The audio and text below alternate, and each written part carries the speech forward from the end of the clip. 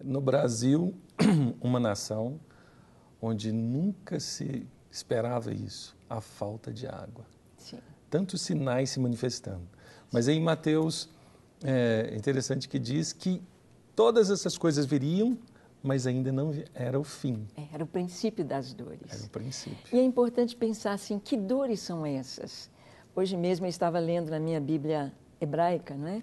E ela é bem fiel ao texto original. E o David Stern coloca lá na tradução as dores de parto. E o que vai nascer?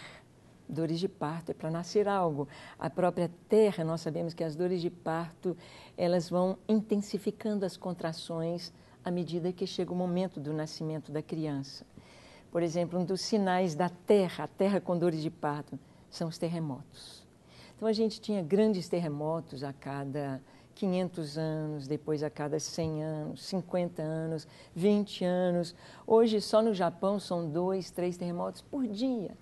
Aqui em São José da Lapa tivemos um terremoto, próximo a Belo Horizonte. Sim, sim.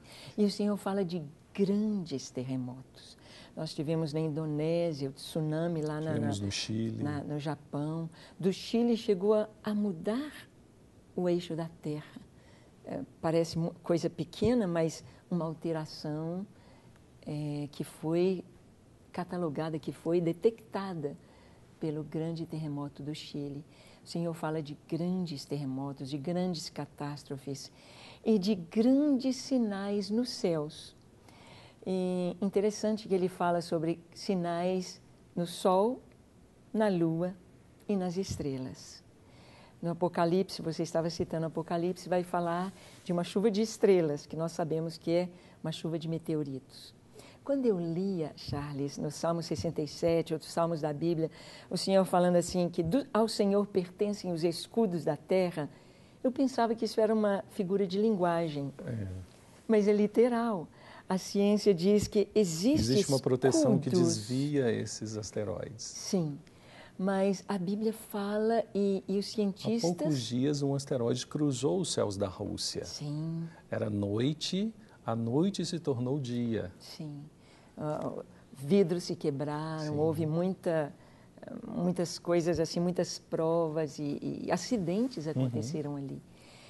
E o que eu gostaria de falar, algo assim bem fresquinho, a gente estava conversando um pouquinho antes de começar o programa. Sim, e o tempo passa rápido, em off, né? Sobre as luas sangrentas.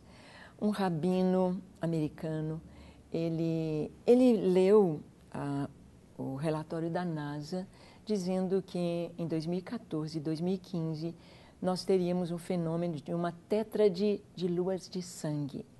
Aí ele pensou, lua de sangue? E lembrou da profecia de Joel, e Jesus repete que o sol se escurecerá e a lua se tornará em sangue.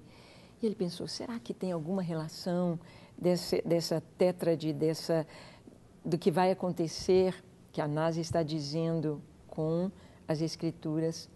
E ele viu lá que luas de sangue vão ser 4 eclipses totais da Lua, 2 que vão acontecer em 2014 e 2 que vão acontecer em 2015. E a NASA deu esse nome de Blood Moon porque quando a sombra da Terra se projeta sobre a Lua, vai ficar um halo bem largo, vermelho, cor de sangue. Então, isso é um estudo científico. A NASA que pôs já esse prevendo nome. esse... Sim, a NASA pôs esse nome, lua de sangue. E ela disse que nos próximos 100 anos não vai acontecer mais. E são 4 eclipses. Então, esse rabino, ele procurou saber as datas, para ver se tem alguma relação com os sinais. E então, ele encontrou que a primeira data vai ser no primeiro dia da festa da Páscoa judaica. Abril agora, no primeiro dia da festa da Páscoa. O segundo eclipse, no primeiro dia da festa de Tabernáculos, em outubro. E é muito interessante pensar que Páscoa é a primeira festa bíblica, né, estabelecida por Deus na saída do povo do Egito. E Páscoa fala da primeira vinda de Jesus. O sangue do Cordeiro derramado para a salvação do povo.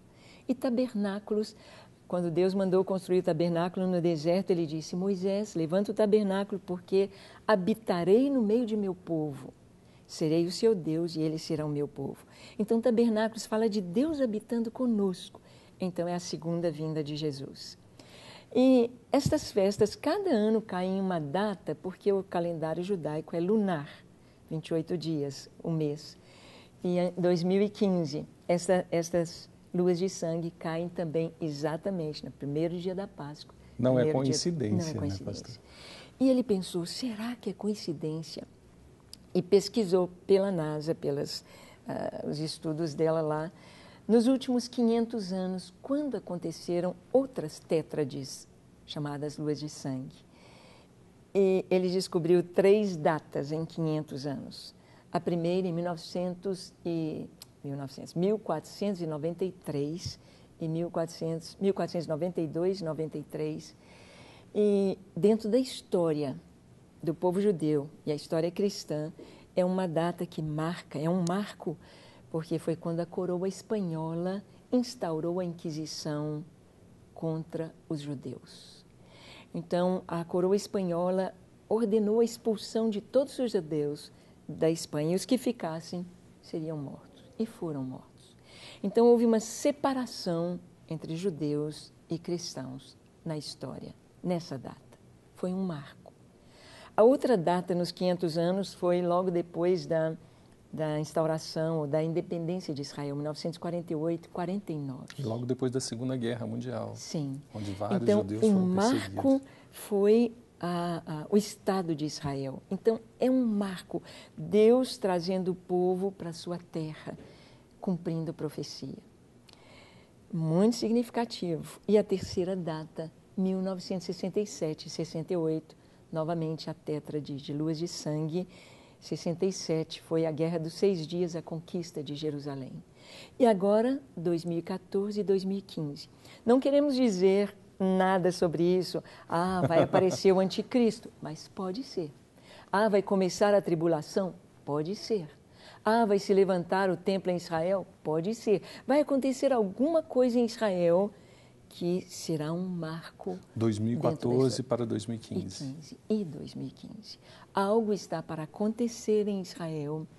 Eles vivem na iminência eu já ia falar o anticristo, para eles é o seu Messias. E há algum tempo atrás, a Helena, estou citando novamente seu nome, estava terminando o seu bacharelado em Relações Internacionais na PUC, aqui em Belo Horizonte. E uma tarefa que tinha para fazer na monografia, etc., lá, era uma entrevista com um rabino ortodoxo. Cada um ia fazer numa religião. E ao entrevistar aquele rabino aqui em Belo Horizonte, alguns anos atrás, uns 6, 7 anos atrás, ele disse para ela e mais outros alunos, tudo gravado, ela perguntou sobre o Messias: por que vocês não receberam Jesus, Yeshua, como Messias? Ele disse: porque ele morreu e não colocou Jerusalém como a capital dos povos. E ela disse: mas vocês estão esperando o Messias? Ele disse: sim. E ele falou assim, ela disse: como é o Messias que vocês esperam? Ele é um judeu, ele é muito capaz, ele é um político. Ele vai dar a ordem para levantar o templo em Jerusalém. E ele disse para ela assim: olha, menina, eu não te digo que hoje, amanhã, daqui 1 mês, daqui 1 ano, mas que vocês saibam que ele já está entre nós. Isso numa entrevista pública. E sabemos que houve um rabino, Menachem, lá nos Estados Unidos, que ele foi tido como um Messias para os ortodoxos. Até hoje, muitos discípulos dele vão ao túmulo dele para ver se ele ressuscitou, porque creem que ele é o Messias. Então, eles sabem que algo está para acontecer. O terceiro templo, sabemos que já está tudo pronto. Já tem a local, já tem as coordenadas, já tem tudo pronto para se levantar. O local, tudo prontinho. Mas sabemos que é uma questão até de guerra. O local do templo é onde está a mesquita de El-Aqsa e o Domo da Rocha, da Cúpula Dourada. Então, é algo assim que muito delicado, que só alguém com muita capacidade, alguma coisa dada por Deus, para que eles levantem tempo. Pastora, nosso tempo acabou. Ai, que pena. Eu falei tanto e mas tem tanta coisa. Tem tanta coisa, né? Sim. E isso é muito importante a gente aguçar as pessoas que assistem, porque é preciso estudar. E o primordial, eu lembro, até para finalizar, eu sei que nosso tempo já estourou, mas quando eu estava concluindo o curso de teologia, no início do curso de teologia, eu estava no 2º semestre, e eu levava a Bíblia, e eu fui assim, com não um engano, mas eu fui para um curso teológico, uma faculdade teológica, uma expectativa, acreditando que eu ia conhecer a Bíblia mais ainda. E eu vi que o ensino teológico, às vezes, ele se distancia muito da palavra. E eu lembro que tinha uma pilha de livros assim na mesa de uma professora, e eu falei, professora, não corremos o risco de a Bíblia ser o último dos livros aqui embaixo? E ela trouxe uma resposta que não cabe falar, mas eu percebo o seguinte, estudar é importante, porque nós precisamos disso. Mas o primordial é estudar a Bíblia. Sim. Não é? É uma preocupação muito grande, porque muitos pastores hoje pregam livros de autoajuda, livros que trazem mensagens, com 10 maneiras de mudar a história, 5 passos para ser feliz, 8 maneiras de conseguir o cônjuge. Mas a Bíblia é que muda a cultura, é ela que transforma. Sim. E quem conhece a Bíblia se prepara para a volta de Jesus. Sim. E eu quero deixar o convite para quem quiser conhecer mais a Bíblia, participar do curso dos Gideões. Sim. Também. Sim. Pode entrar no site dos Gideões, não é isso? Lagoinha.com tem isso, no Atos Hoje, mas é gideões.com. Gideões24h.com. Gideões24, numeral 24h.com. Lá você vai encontrar informações sobre o curso, como estudar, levar a Torre dos Gideões da Oração para a sua igreja, para a sua cidade, para a sua nação. Eu sei que nós estamos presentes em 150 nações, mês passado, via internet, e levar a Torre da Adoração. Então, prepare-se para a volta de Jesus com o coração cheio da presença dEle e da Palavra de Deus que transforma. Obrigado, pastora. Que Deus abençoe. Deus te abençoe e até o próximo. Mente aberta e cabeça aberta e coração aberto para Jesus sempre. Até lá.